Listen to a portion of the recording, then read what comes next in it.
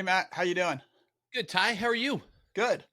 Uh, so I have a little bit of a Sunday sermon to go. Okay. I've All I've right. been Hold on. Preach on, brother. okay. I've been thinking about this, and I think one of the themes maybe of our podcast is I am worried. Maybe you're a little bit worried. Maybe worried's not even the right word. That there is somewhat of a culture of low expectations. Okay.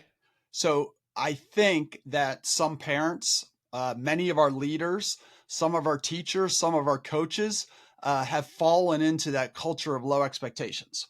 So I'm going to give you a movie analogy and a Okay. real life analogy. We're All doing the right. movie analogy because we are having Will Klepper, famous movie blogger, on today, Yep. which I'm very excited about. Yep. So, famous movie scene, 1976, the original Rocky. Mickey kicks him out of the gym and Right. he says, "You're a 2-bit loan shark or leg breaker for a 2-bit loan shark." And Rocky's like, "It's a living." And Mickey says, "It's a wasted life." And that's how you see the beginning of their relationship, is that Mickey is saying, "You're wasting your life." Yes. I feel like some people, if they made that movie today, they'd be like, "Oh, you're paying rent, you're putting food on the table, and he's a 2-bit loan shark, but maybe someday you'll be the leg breaker for a 3-bit loan shark, and someday you'll actually be the loan shark. And Okay. All hey, right. why don't you keep your locker and share it with this young fighter? Or oh, I see you're upset. You take my locker." Okay. Okay. All I right. don't think that works. And I feel like people who we have low expectations for are at a huge disadvantage. So basically, I'm saying there is no peace without struggle. That's Marcus Okay. Aurelius. That's not me. Yeah. As I was say, okay. All right. All right. Okay. So my real life example is, have you ever heard of a guy named Michael Jordan? Michael Jordan. Baseball? Yes. Yeah. From I think it was the Birmingham Stallions. Yeah. Barons. When Yep. he Yep. was a freshman basketball player at Carolina, he told Roy Williams that he wanted to be the best ever. Right. And he was like, "What do I need to do?" And Roy Williams was like, "You need to practice harder." And Michael Jordan was like, "Wait a minute, I already practice really hard." And Roy Williams was like, "Whoa, whoa, whoa, whoa. I thought you said you wanted to be the best ever." So the point is that we're not all going to be Michael Jordan, but we have this thing. We have low expectations for people, and we think that DNA greatness is some rare DNA strand. We Yep. have greatness in all of us. You're not going to be Michael Jordan. You're not going to be Phil Mickelson. Is he the right golf analogy? Close enough. Okay. But you can be great at something. And I don't mean you, I mean you, our listeners. You can be great at things. You already are great at things. You're the world's greatest Twizzler eater, the world's Thank you. greatest middle aged man, yoga, sweating guy, Thank you. Thank you you. know.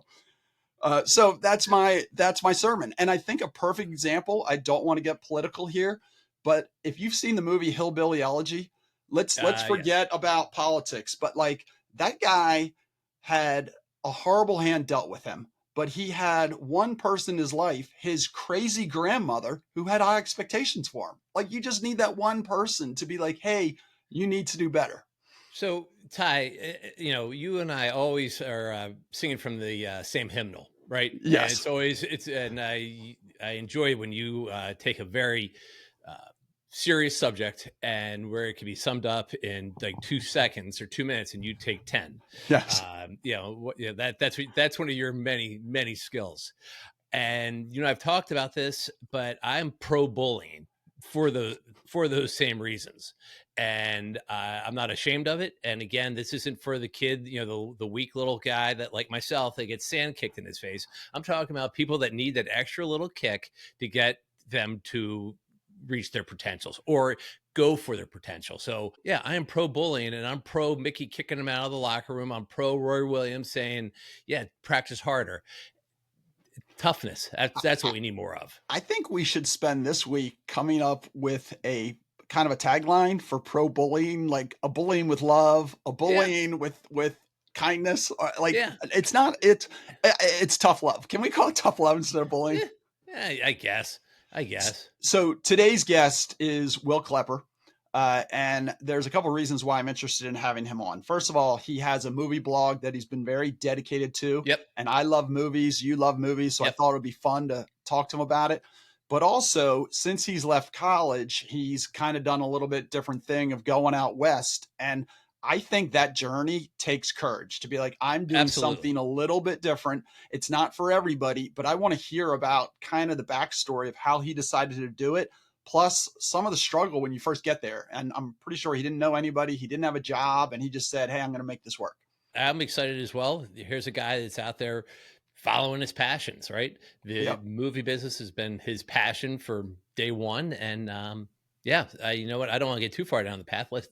He might be better guy to explain it than you and I. Yes. All right. Should we see if Will wants to talk to us? Yes. All right. Here's Will Klepper. All right. Hey, everybody. This is House Calls the podcast, and we are talking with our favorite movie blogger, Will Klepper. So I was going to start with we're here because of your passion for movies, and we want to get into talking about movies. And I wanted to start with basically an update of what you've been doing since college. But really now, I kind of want to just know, where are you? Yeah. Yeah. So we had some scheduling difficulties the other day. Um, and I don't know, you've been preaching this, Jeremiah Johnson, like getting back into nature. And I just want to get back into nature. So I'm at We're Yosemite right now. inspiring. We've Yeah, inspired people once exactly. again. Your message is getting across to your audience. That's what you need to know. And Okay. I'm in the wilderness. I'm at Yosemite National Park right now. I'm currently outside of the Mariposa County Library in Yosemite Valley. They said they had Wi-Fi. They don't. My mom's gonna kill me. I'm using up all the data using my hotspot, but we're here, so that's all that matters. So Wait, so Will, in all seriousness, you're in Yosemite. Didn't somebody just die there this week? Some YouTuber guy? I literally just I saw this like a I headline come honestly have across my feed. no idea. Very possible, Okay, but I'm gonna do my best to stay not alive, I guess.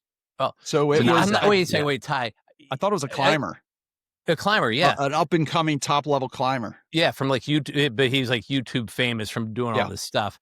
But Will, and we sure we want you to be safe. We want you to be good. Blah blah blah. But if you could like die or just get really injured later today, I Your think it would help numbers our would get numbers. your It would numbers help our would go numbers. That's all I'm crazy. saying. Yeah, Yeah. I mean, that's okay, all I'm maybe saying. I can agree to like a non-fatal injury. Is that all right? Yeah, that's all we're looking for. That's Okay. fair. Just like That's a fair. hospital All right. trip? Like a No, let's just talk about a splinter, maybe a little ankle sprain, grade one. Matt, you make me nervous when you start saying these All things. right. I'll do it. Yeah, you can't say that around a doctor. My dad will Yeah. Yeah. kill me. So, Will, before we get into your world of movies and how you fell in love with movies, what happened since college to getting you out to California? Like, how did that dream start? What was the catalyst? How did that work? Yeah. I mean, you talk about how when I got into movies, that's kind of when I'd say it's when that journey kind of started. I've always been into movies, and I was a film and econ major at school. I went to Wake Forest, and it's not the most robust film program in the world, I'd say. And coming from Maryland, uh, I don't know, there's not exactly a ton of movies being made there.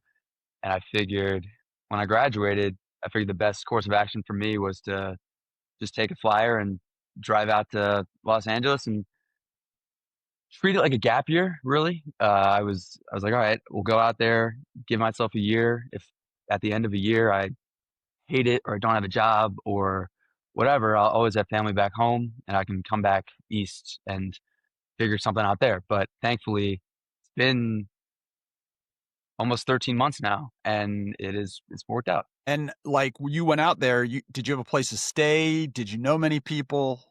I started my drive last year in August. I didn't have an apartment. I didn't know anyone. Didn't have a job. So I took my time to get out to LA. I was on the road for a month, pretty much by myself the whole time. Saw a lot of the United States, which was probably like the best month of my life.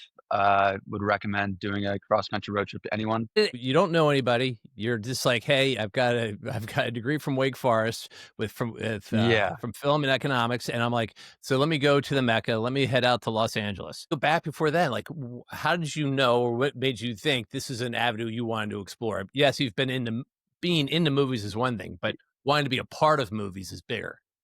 I get what you mean. I mean, I think in school, I guess starting in college and maybe working my way back in college, the only classes I liked my first couple years of school were my film classes, and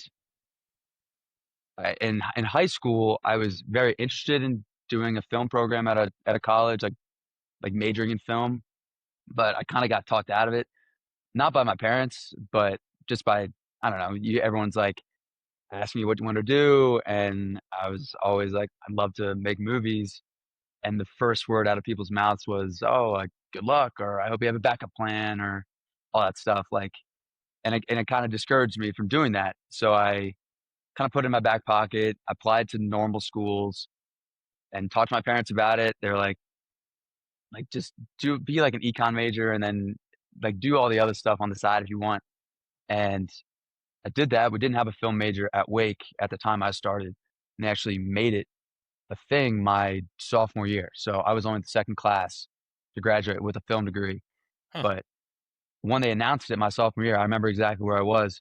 I got an email about it, and I texted my parents right away. I was like, "I'm doing this. I've always wanted to do this, and I'm finally ready to commit full time because I've always loved movies. I've always loved the effect they've had on people and on me especially, and I just wanna be kinda in the thick of it. Like, I wanna be able to make something that people watch for generations on.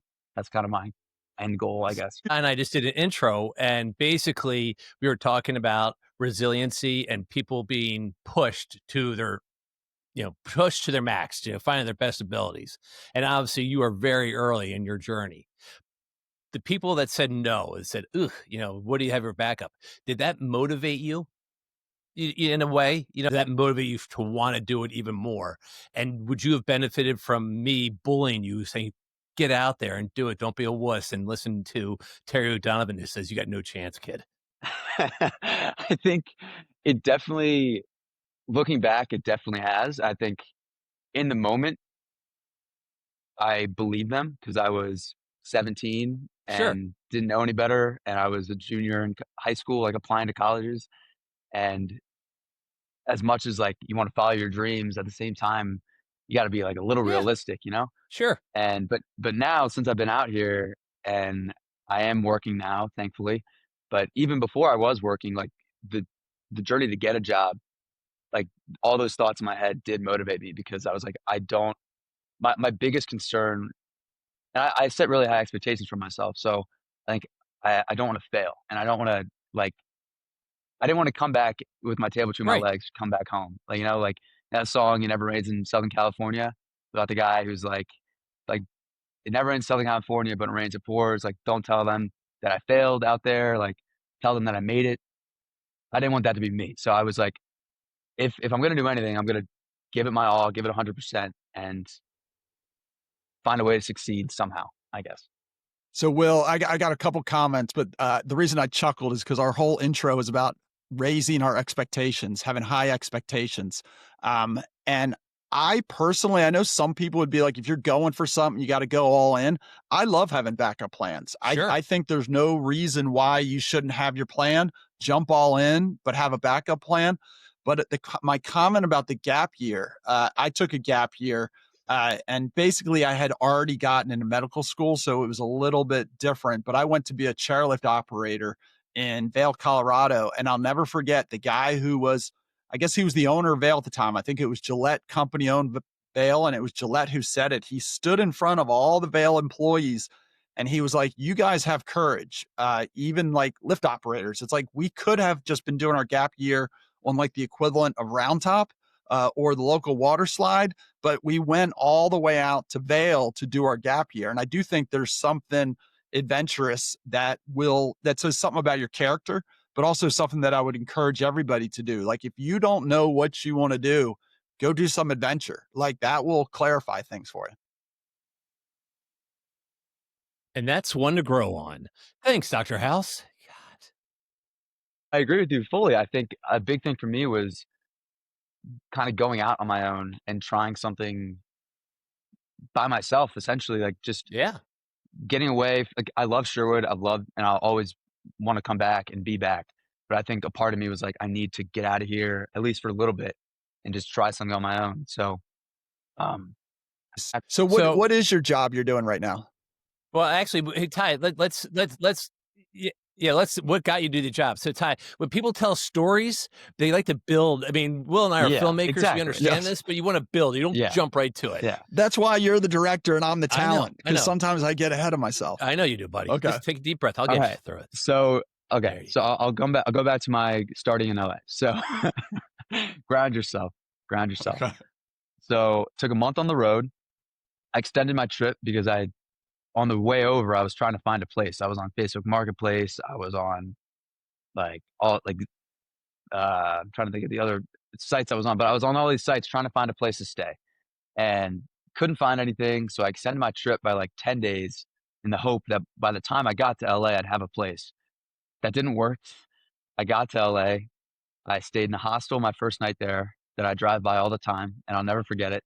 It's called the Banana Bungalow in West Hollywood. If you're ever in the area, it's a solid hostel. And I got the next day, I woke up, went to the Griffith Observatory. That was the first thing I did in LA. Took a picture of the Hollywood sign, and then I went to go tour my now apartment that I live in, and met with the guy. The guy was like, "Cool, you're good to go." Wait, But the you met room you with a applied, guy. You met with a I met guy. with my now roommate. I met with my now roommate. Oh, and Sorry. so how'd you meet this guy? Facebook Marketplace, completely Okay, random. alright, I was looking for a cheap rent and right. a room, and I found it, and, I toured the place. The guy was like, "You're good to go." So I had a place. This is the end of September. Then September through March, I was looking for a job. In that time, I did some dog walking, I did some odd jobs, I did some background acting. And the background acting, it was with no acting experience, right? Absolutely 0. None. I Like mean, you but, weren't in like, school background plays or acting, anything. I was in one school play. Okay. We did Annie Junior back in when I was in 8th grade. I'll never Okay. forget it.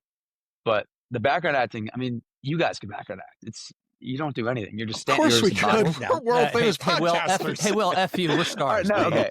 Sorry, We're sorry. stars, so fuck you and your I'm background. discrediting your star power. Yeah. Anyone could be a background actor. I played a high school student a few times, and all So you do is let's just revise that. Your dad could be a background actor. yeah. My dad could be Okay. a who yeah. That's a better phrase. Exactly. My dad could be a Okay. background actor.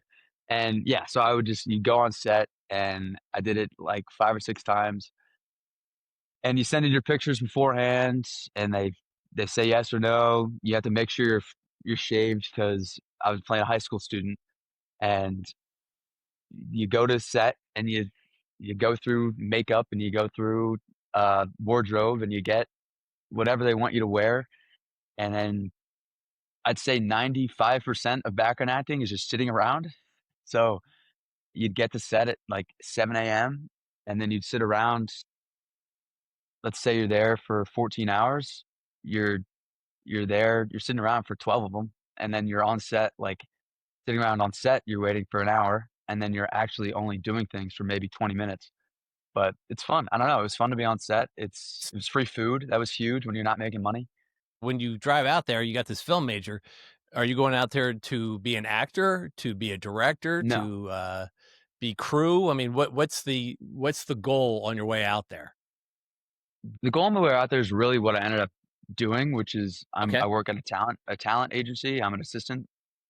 Uh, it's not what I wanna do long term, and okay. we can get into that if you want to, but Yeah, I had to do a lot of networking. So that's another thing I sure, did when I didn't have a job was just connecting with as many people as I could. I didn't have a ton of connections going in. It's not like my parents are in the industry, and coming right. from Maryland, I didn't have a ton, but I managed to make some through, like I had relatives who was like my college roommate's brother's dad is Right. some executive or not even executive, like, he's, like, does editing. It's like, "Alright, I'll talk to him, why not?" And one of your best friends, Phil McIntyre, was huge in that front. He helped me meet a ton of people, connect with a ton of people, and, he was huge in helping me kinda build my network. But a big thing I heard from those people was, if you don't know what you wanna do, which is kinda where I'm at, a great place to start is at a talent agency because you meet a ton of people, you learn a lot, and you build a lot of skills, a lot of people skills because 'cause you're working with people all day. So you build a lot of people skills to hopefully make that jump to the next thing easier. And Got it. so you spend like a year, maybe 18 months on a desk, which is just you're an assistant for an agent. And then going from there makes the jump to something you might want to do more a lot easier. And I've already seen that at my company. I've only been there for 6 months now, and the turnover rate is crazy. So Sure. it's not for the faint of heart, but it's definitely like the people who are there for a little while, like when they jump to something else, it's a lot easier for them, and they've set themselves up pretty well for like a next gig. And Got it. a line that I will always have with me from my networking was the hardest part. The hardest thing is getting that first job, Yep. and then the second hardest thing is getting that second job, and then after that it gets a lot easier. So getting the first job was hard. It took me 7 months, but honestly, it's not as long as other people that I know. So I'm Right. very fortunate to have what I got. No. Yeah, Yeah, you're grinding, you're making it happen. So, all right, yeah, so what's your day-to-day now when you're an assistant on a talent desk? What does that mean? Who you work what kind of people you're working with? yeah, yeah. Yeah. So I work for two agents. So I'm on a double desk. Everyone at my company is on a double desk. My day to day, I start at 9:30 in the morning, and I end on a perfect day. I'll end at 6:30, but that never happens. So you kind of end whenever your work is finished for the day. Wait, Day to day is just making sure that my boss makes all of his meetings, pretty much. Talent agents need a lot of help in staying organized because they're very busy people. Um, so sometimes they lose the ability to keep track of everything, I guess, is a good way to say it. So my big job is if my agent's got meetings that throughout the day, I just have to remind them like to make them. And then I'm also the one making those meetings. So I'm coordinating with the assistants of he'll meet with producers, he'll meet with executives, he'll meet with casting directors, and I'm communicating with their assistants to set these meetings. And sometimes I swear, I've been here for 6 months. I started in March, or at the very end of March, beginning of April. I have meetings that I've been trying to set for 6 months. Like sometimes it is impossible to set meetings. Just trying to find times in everyone's schedules. But my biggest thing I would say is keeping track of his schedule. And then the other main thing I do is send out audition requests to our clients. So the way it works at our company, and I don't know if this is how it works at every company, but so my boss has clients. So if you've seen Jerry Maguire, that's probably like the best or have you guys seen Entourage? Yep. Yes. Yep. Okay. So So you're Lloyd. the We got it. I'm Lloyd. Yeah, okay. So that's what I Yeah. was gonna Yeah, say. we Like got it. Yep. when everyone asks me who I am or what I do, I just say, "Have you seen Entourage?" Because I'm Lloyd. It's not as bad, it's not as abusive, but essentially like I am I'm Lloyd, for lack of a better term. And you And work for Ruben Kincaid? He doesn't know who Reuben I do Kincaid not. is. I don't Okay. even know what that is. But He was the Partridge yes. Family's agent. I mean, that could not be more of a deep cut. Like, Yeah. Thank you. come on now. Um, that that goes so far over my head. Uh, so my boss has clients, and he's trying to get his clients work. So he is submitting his clients for all these roles that are opening up for these upcoming projects. And the cool thing about being at an agency is like I know everything that's upcoming. So I can read scripts, I can see who's being attached to things, and I think that's pretty cool. I kind of see behind the curtain. But I'm sending out when he does submit people, casting directors will come back and be like, "We'd like this person to tape for this role." So nowadays, in the era of Zoom and stuff, um, I'm sending out these audition requests these to the clients, and they're self tape requests. So I'm like, so this letters say, "Put yourself on tape for this role by this time at this date." Back in the day, they used to like go into actual casting offices, Right. audition in person and everything. But nowadays, you film yourself, and then and then they submit those tapes to me. I format them, I get them approved by the agents, and then I submit them to the casting directors. So that's probably the second biggest part of my job is just making sure that our clients' tapes are getting sent in, and that I'm doing all I can to get our clients work. So with if all that makes this, sense. what's the long term? Like where do you want to go next? Or, or have you figured that out yet? So that's the question on everyone's mind, including my own. That's been here since March, so just had my 6 months a couple weeks ago, and I'm hoping to be here for maybe another 6 at least. So, like, finish a year, and then I think after a year, hopefully, I'll have either my next thing set up or I'll be on my way. So I really do need to get back on the, networking train and kinda Right. start looking for that next thing, but I think long term, I wanna do I know for a fact I don't wanna be an agent, and I've told my bosses that, they know that, and thankfully, they're really great.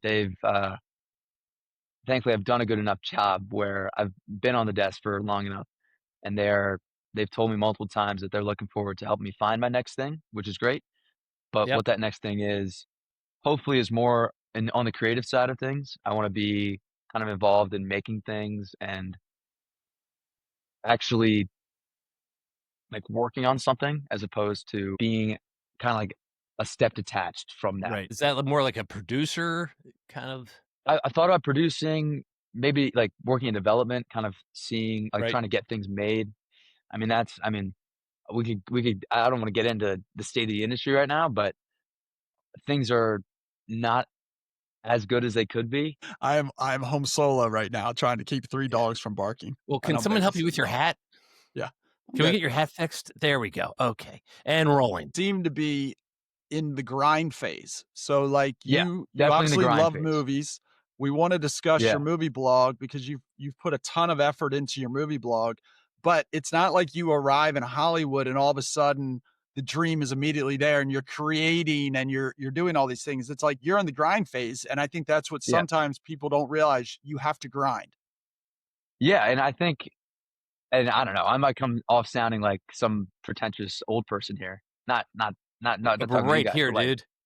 no, and maybe I said that wrong, but I think a big thing that I think people think about my generation is that we, like, kind of expect things to happen for us very easily and very quickly, like, and I think people can be very entitled, and I think a big thing that I was very conscious of coming into the industry for me was I know I need to start on the bottom. I need to start with the shit jobs. So I need to start at the bottom and I need to prove myself. So there's no point in complaining about what you get like your wage or like your hourly. I get paid hourly, so it's not like I'm I don't have like a salary. I'm working on like an hourly wage, not much more than minimum wage, but it's like I'm in the industry that I want to be in, Yeah, and you're paying your I know dues. this is you got to pay your dues, and I think that is the only way to learn because hopefully, and maybe not hopefully, but you're gonna mess up sometimes, and it's important to mess up and learn from your mistakes in the beginning at a job that you might hate. And thankfully, I don't hate my job, but I do hate aspects of it.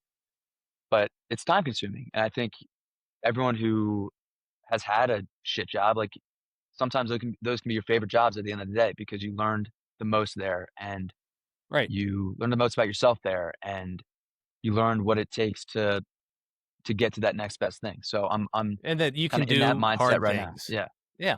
Yeah, exactly. I Yeah, get it. exactly. And I think sometimes there can be a misunderstanding in certain professions where they think their profession's the only one who's has the shit jobs at the beginning. It's like literally Yeah, almost every Everything does. profession has that. You're not just given the golden trophy to start. exactly. And I think Yeah. it's important at those kind of crappy jobs to find the people who kinda your mentors or the people Right. who will help guide you. And I think that I have some great people, at my job now that are helping me out and giving me advice on how I can go about kinda continue my career. And, yeah, it's really just it's all about the mindset. I think if you treat it like I'm better than this or well, I mean, okay, 'cause I know I'm better than what I'm doing, right? But I think the way you have to frame it in your head is like, "I need to do this now Right. You to get gotta to the better do thing." the So, steps. Yep. Yeah, So exactly. let's go back. I want to hear about the movie blog. Like what inspired you to Mhm. do that? Because you are putting a ton of work into that blog. And let's give Yeah. it a shout out. You can plug it right here, right now, one time for free. This Uh, one's free. one time. Okay. Well, It's All About the Points. I could probably work on the title, but like the SEO does not work well for that. But it's called All About the Points. It's a Substack blog. It's free to subscribe, or you can pay if you want. I guess to go back to your original question, Ty, my mom inspired me to do it, like just purely because of her. Wait a minute. Are you related to Jen Klepper, the writer? I am, yes, I am Oh, related to the world oh my famous gosh, Matt. Jennifer Klepper, the writer. Whoa. Oh Wow. my God, Wow. what This are is we doing amazing. here? I did not that wow. Hot take there. Okay. This is different now. Yeah, So we do have a Nepo baby. Okay. and I mean, I feel like kind of a nepo baby because you guys are my dad's best friends, and it's like I'm only getting invited on because of my dad. Yeah, The what do we big got? takeaway so far is that Will is Jennifer Klepper's Yes, son. So he's a I am her Nepo son. baby. Yes, The Okay. author Jennifer Klepper. The author, the Jennifer author. Klepper. Yes, Okay. the Okay. two-time USA Today bestseller. I think That's for right. Okay. That's right. I Well, a question. What does it mean if I just read it versus if I pay? Am I getting more material if I pay, or is my pay just like a donation because I enjoy it? well well nowadays I changed it recently. Only the last 6 months of blogs are available for free. And then if you want to read any of the older ones, you have to pay. But Okay. I think it's like $5 a month, but that's the cheapest I can make. I could make if I could make it $1 a month, I would. But that's the Okay. cheapest Substack would let me make it. I, yeah. I think it's hard to schedule meetings, but our people at House Calls the Podcast are interested in sponsoring you. But I know it might take a year to get my people and Matt's people and your people all together to discuss how we're going to Yeah. move forward, but we'll get it done. Hey, that sounds good to me. So your mom actually had a movie blog for a while. No. Did you know that? She did? I swear when they were in Boston, I swear to God. I have no Yeah. idea what you're talking about. Yeah, I promise you, she did. She had her own would review movies, and I know that because I once asked her to review Blowing Private Ryan and Forrest Hump, and she never did. But anyhow, but she definitely had her own movie blog. Well, anyhow, so she gave that to you, and so what's your take on the movies? What makes your blog different than you know anybody else's? Yeah, I think so. It's funny. So I started back in 2018. So it was my sophomore year of high school. I started on just like a pages document, like tracking everything that I watched. So I tracked all the movies I watched, all the documentaries I watched, all the TV shows, and all the stand up comedies specials I watched. And at the end of the year, I'd calculate how much time I spent watching content, I guess. And I kept doing that throughout high school and then going to college. And eventually, my mom was like, "You should make." First off, she was like, "You should make a big database of all this stuff. Like, you should make like a big Excel spreadsheet." So I did that, and I would spend all my time in class would be just like working on this spreadsheet. Um, that's probably why I'm not an economist because I don't remember anything from my econ classes. Because I was just working on this spreadsheet the whole time, and eventually she was like, "You like movies so much, why don't you try writing about them?" And this was the before my summer before my senior year. So it was after my junior year, and she was like, "You should write a blog." So I sat down, I looked at the last 10 movies I watched, and I wrote the blog, and I was just like, I'm writing to my mom, pretty much. I was like, "My mom is the only one who reads this. No one's gonna read this." And then she took it upon herself to share it with all of my family. So I immediately had like a little bit of a reader base, and I kind of treated it just as a kind of a personal diary. I don't know. I write about what I've been doing in my life in the intro, and then it's pretty much just stream of conscious. I treat it kind of like a podcast. If I could make it a podcast, I would, but I don't have the time or the skills like you do to do that. So I kind of write, just kind of shoot from the hip, and yeah, I mean it's been 2 years since I started the blog in July of 2023. So it's been over 2 years now since I've had it. And I don't know, hopefully I'll have it for the foreseeable future. So, Will, you must be obviously with all this that you're doing, somebody who very early on was very inspired by movies. Yeah. And I think this correlates with our podcast is your story is interesting and it could be inspiring to others. Not saying that somebody has to go get into movies, but whatever they love doing to say, "Hey, I'm gonna give it a chance," and they're gonna be inspired by your story. But I do want to get into a little bit of the movies that you think are the most inspirational, maybe kind of the hero's journey story in a way Uh-huh. Of you are on your journey or your hero's journey, and I want to get into a little bit of sports movies because we have a sports background. course. But my quote, and I thought of this before we got on, and I meant to look it up because I'm not sure who said it, but I think it was Tolkien. But it basically said if you're going to raise children in a time of dragons, they should at least hear the tales of dragon slayers. So I want to hear like your movies that like literally give you goosebumps when you watch them.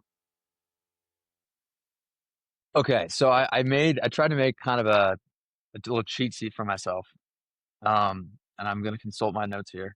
That's good. And Matt's not off the hook. I'm asking Matt the same question. Whatever So Will says. the biggest thing for me, and there's a few different types of like chill scenes, we'll call them, where they're like, okay, so the big things for me are like music is probably the biggest indicator for me. So if a movie's got a good score, and I think a good example of that would be like Rocky, for example, is a scene is like the final match in Rocky that lasts probably 15 minutes.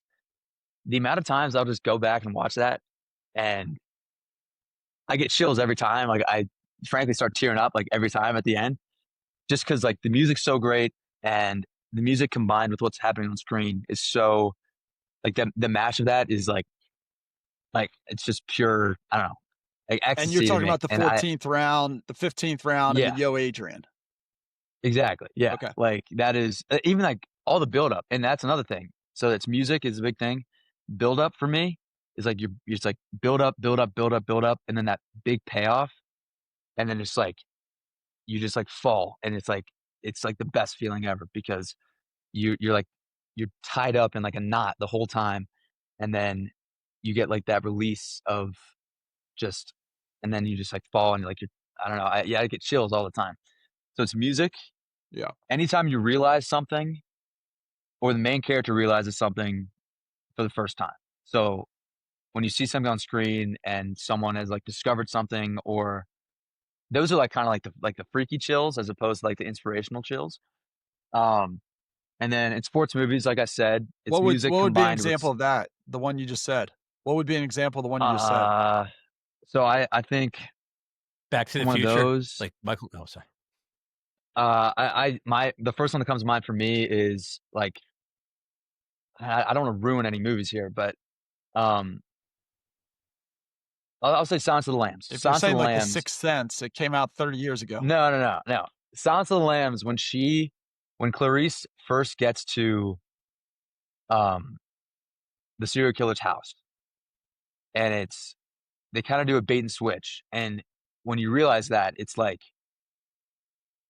it's like goosebumps like all over. It's like, oh my god, she is screwed, pretty much. Yeah. Or like in Seven, when Morgan Freeman's character discovers that it's the seven deadly sins, or like anytime that there's kind of a twist or like a character has been searching for something and they discover something that either we know and it's like, oh no, like you see this realization come across their face. That's a big thing for me.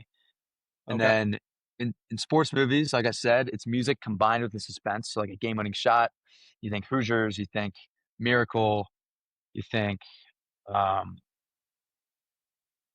like I don't know, even Mighty Ducks, like the Flying V. Come on. Uh and then yeah, just scary stuff in general. I don't know. If there's some scary stuff, I'm not a big horror guy, but that can cause some chills. and then a motivating speech will always get me going. Those are some great stuff. What's your top motivating speech?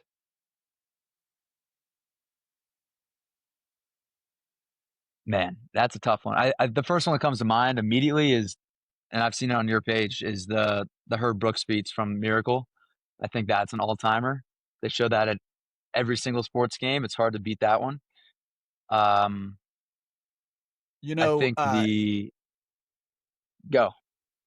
the Al Pacino one in Any Given Sunday, is So I've never incredible. seen it. How I've never about seen the movie, but I've seen the speech, and yes, Matt, that's a what good was one. yours? uh, Bill Murray and Meatballs when they go to take on the Yes, other camp? yes. I It love that one. just It's a great doesn't one. That's matter. serious. That's an awesome one. That's You a great know, one. there is a great one, in a lesser known Kevin Costner baseball movie called Love of the Game, where he is an older player, Yeah. playing for a horrible Detroit Tigers team against the great Yankees, and he's pitching a no-hitter, and he's too old, his arm's falling off, his arm's killing him, and the speech the catcher gives where he's just like, "Hey, we have never tasted this kind of greatness until you, and we're along on the journey, and we are not going to let you down." And it is like not the greatest movie, but it is a tearjerker just being like, "Hey, just hold it together because we're feeling your greatness." It's such a cool scene. Well, I was thinking about what your criteria of your movies, and uh, mine are somewhat like that. But I like, and I've tried explaining this to Ginevra the other night. I like the faces of the actors. I was just watching, Boston, Sean Penn, oh Mystic River. God, yes. And you could just see like his life in his face, like the Oh pain, like yeah. him doing time. And it's like those kinds of things. I think as I've gotten older, I'm with you. I love music in it, but it's the dialogue and the face and the camera angles. Like I really enjoy The Bear because of that, the TV show, Mhm. because of the dialogue and this great like subtle music they use in the background to help deliver the message. And there's nothing worse than when I see somebody, I'm like, there's no way this is happening to this guy because he doesn't look like he's a coal miner or whatever it is. Yeah, I think that like a combination, like the best stuff is when all that stuff combined works well together. And I Yep. think, and like you said, when it comes to dialogue and kind of face acting, really the best stuff is when filmmakers treat the audience like they're not dumb. So they don't over explain things with dialogue. They Right. let the actors do their job. As an insider, I'm curious about the future of movies, and I remember probably when I was young, I feel like it was all cowboy movies. So I'm talking about like Clint Eastwood, um, The Outlaw Josie Wales, The Good, the Bad, the Ugly, that kind of stuff. And then from basically my young adulthood to your childhood was mostly superhero movies. And you'll still get a cowboy movie every once in a while. You'll still get a superhero movie every once in a while. But what do you think's the next thing? Like, what is out there? I feel like we're in a little bit of a lull, and there's a little bit like almost like a waiting for the next thing. Yeah, I think that's the question that everyone, including the studio heads, are trying to answer. Westerns are evergreen. Westerns will always work. Sci-fi always works. I think superhero movies will continue to work, but not nearly as well as they used to. And you got COVID in 2020 through 2021, 2022 for movies anyway. And then the writer slash actor strike in 2023. And then the LA fires this past year. Like Hollywood, frankly, just has not been firing on all cylinders for the last 5 years. So everyone's trying to figure out what will get people back in the theaters, what will get people to enjoy movies again because they've always loved them. But I mean, it's impossible to deny that the box office has been really down since COVID, and it's been Right. tough to bring people into theaters. But I think this past year has been okay. It's we've seen some like healing things. So to answer your question, I'm kind of circumventing. Um, I think superhero movies, as we used to know them before 2019, no superhero movie will do as well. Like outside of maybe like a big Avengers movie, which is coming out next year, no superhero movie is going to do as well as that. So now studios are like, well, shit, like what can we make money on? And because that's all they're really worried about at the end of the day. I think this year, and I wrote about it recently in my last blog actually, Warner Brothers this year has had one of the best years ever for a studio, especially in recent memory. And they did it through a combination of original content and based on IP content. So I think a big thing for studios.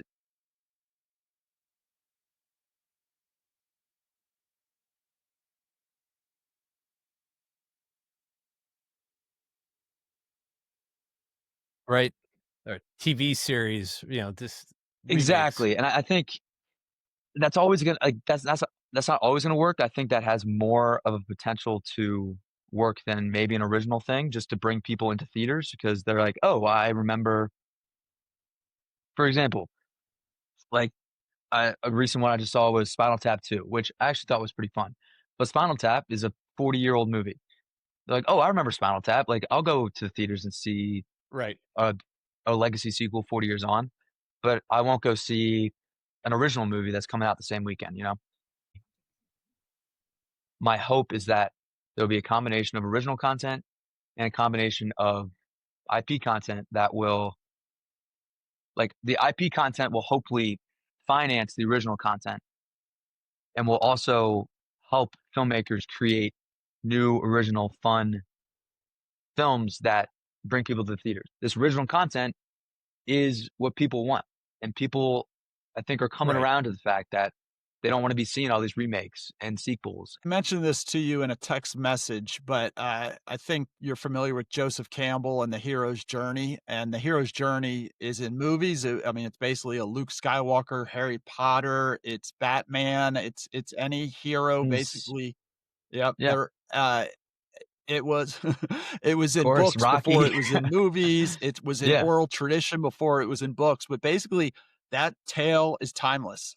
People want to hear about the person who goes off, struggles, achieves some sort of greatness, and then comes back to their community or their society, and you can tell that same tale over and over again, and people will go listen to it, and Absolutely. I've actually seen that in some of the always superhero works. movies. They Always worry that works. they're presenting these heroes that don't have to struggle, and then nobody cares. Nobody wants to watch it, and that was one of the criticisms of the newest Star Wars is that Rey showed up kinda already it and didn't struggle at all, and Yeah, another one was didn't have to train Mulan. or anything. Yeah, Yeah, the original, cartoon Milan was incredible, like, she had a huge struggle, and as a girl dad, she's the ultimate Disney princess because the dad can't go to war, he can't fight, his hip's given out, and the daughter takes his place, she struggles, they do the live action, and they make her a superhero with no weaknesses, and it's like the movie failed.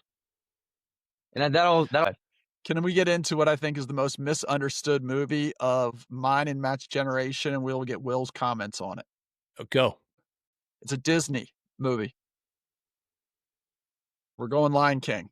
This is why Lion King is it is misunderstood because when Lion King first came out and you go to like the beaches where they sell these t-shirts and everybody's all about Hakuna Matata and like don't worry, be happy. And they totally misunderstood the whole movie. And I'm not saying that it was definitely Simba's hero's journey. Simba had to answer to responsibility. What they didn't realize it was Pumbaa and Timon's hero's journey. They're sitting there in a Hakuna Matata, but they didn't just say there, "Oh, my friend has responsibility." They're like your 2 buddies who are drinking beers and smoking pot in the basement, playing video games every day, not going anywhere in life, but when you need help, they got in it. Like, they took off. They were the exact opposite of Hakuna Matata. And then what was it, 2 years later, 3 years later, Lion King 1.5 comes out, and they're like, Hakuna Matata was fake the whole time. Timon was basically raising Simba, like getting up in the middle of the night, doing all these parental things. Like there was no like just let's sit back and drink Mai Tais. It was all like getting there, getting your act together so you could achieve something, which was regaining the kingdom. Wow. Wow. Hot take. Wow, that's good to know. That it really is. That's gonna blow up. Oh my god, the phones are lighting up right now.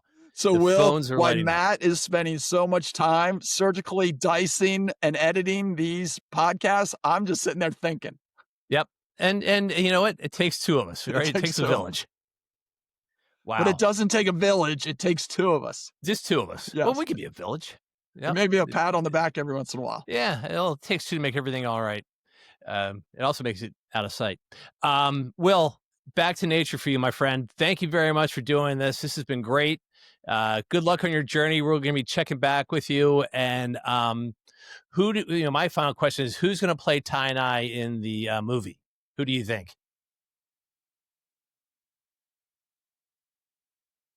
I think that's easy. I think it's, aren't you thinking me as Brad Pitt and Matt as Queen Latifah?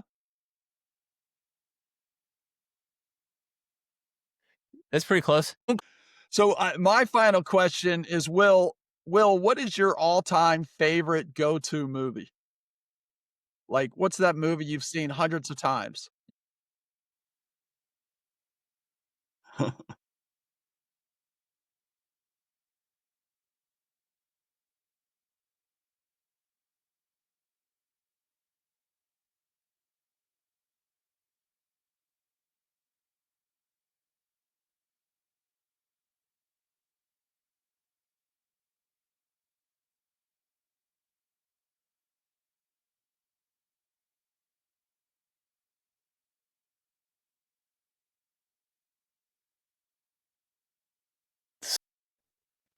I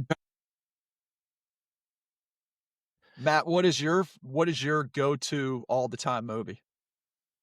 Oh God, I don't know. I don't have just one. I mean, it could be A Few Good Men.